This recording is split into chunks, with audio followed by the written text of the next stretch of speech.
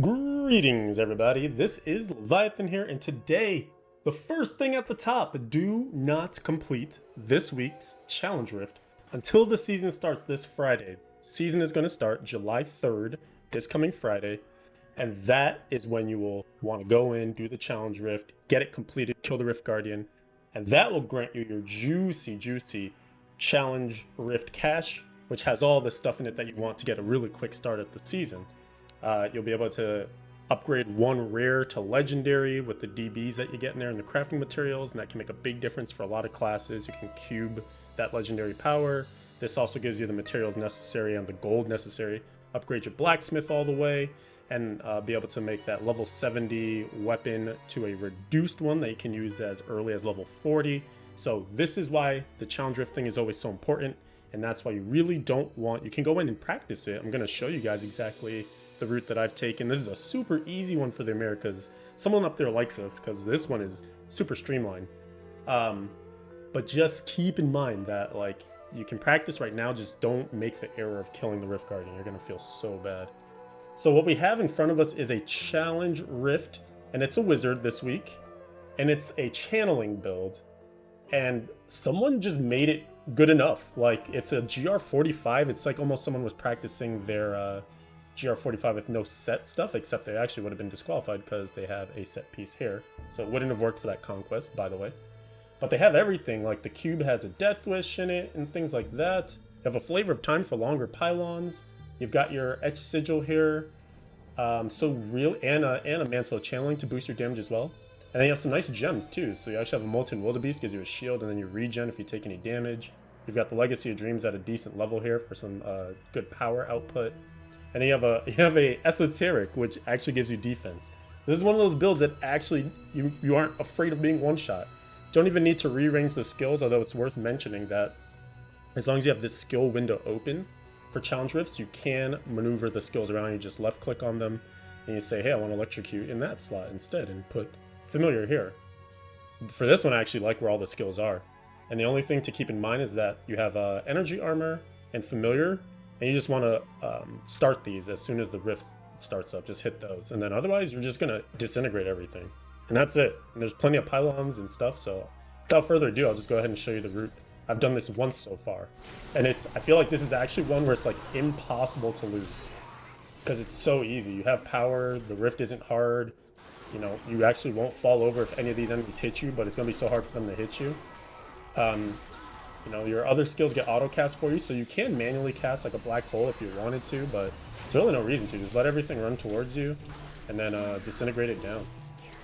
Your hydras will get cast for you as well. So it's just a one button. And then here's the route that I'm actually taking, so you can see there we had a decision point that we could go right or up. I grabbed that conduit and then went up, because there's a loop here that we'll do, just to get some progression. And couple more pylons. This speed pylon's nice because this build doesn't have teleport, and that's one thing that always feels bad, is builds that don't have some kind of movement skill in them. They feel kind of slow for challenge rifts, but since we do have the flavor of time in this build, you get 2 minutes of speed pylons, so it's actually pretty good. You can see here along the loop that we're doing, there's a few elites, like I mentioned, particularly want that speed pylon up there. But we don't even need to go back to the left over there. There's some trash mobs over there, but they are literally trash. I hate this mob type. So we're just going to try to get off this floor ASAP. But you get a nice amount of progression here. And you can see we're well ahead of the timer. Like, you will not have any issues with this at all. Just walk forward, disintegrate stuff. And you can see, like, we're not, you know, we're never starved for arcane power. Like, everything is just easy street here. Just picked up that power pylon. So the next floor that we head into here, that was just the battlefield. This one is the Halls of Agony. And the one thing to watch out for is that you will have a bunch of grotesques. So, you know, dying sucks. Especially as a hardcore player, I'm just like always averse to dying. So just watch out the fact that some of these grotesques could get you, could pop you. But the way to go here, to the right is a dead end, so you don't need to go to the right. And down is a loop, but there isn't much in that loop. So I would just keep going here to the left and just rack up some more progression. The grotesques are worth nice progression, so you want to make sure you pop all of them. Just don't get popped by them. There's an elite right here. Nice and easy kill. We're like almost done with the amount needed. You can take 1 or 2 or 3 pops though, because again we have Molten Wildebeest, so you're gonna heal right back up. And we have an Esoteric, so like we don't, you know, again get 1 shot. So you can take some damage. You don't have to avoid every single thing. But you know me, careful player. Hardcore instincts. But you don't need to slow your root down too much. And you can see this about here is where I spawned the Rift Guardian last time, or got close enough to spawn it anyways. So it's this 1 elite here, gives you 3 orbs. Probably overkilled a little bit last time, so let's grab this channeling and see if we can spawn and see what it is.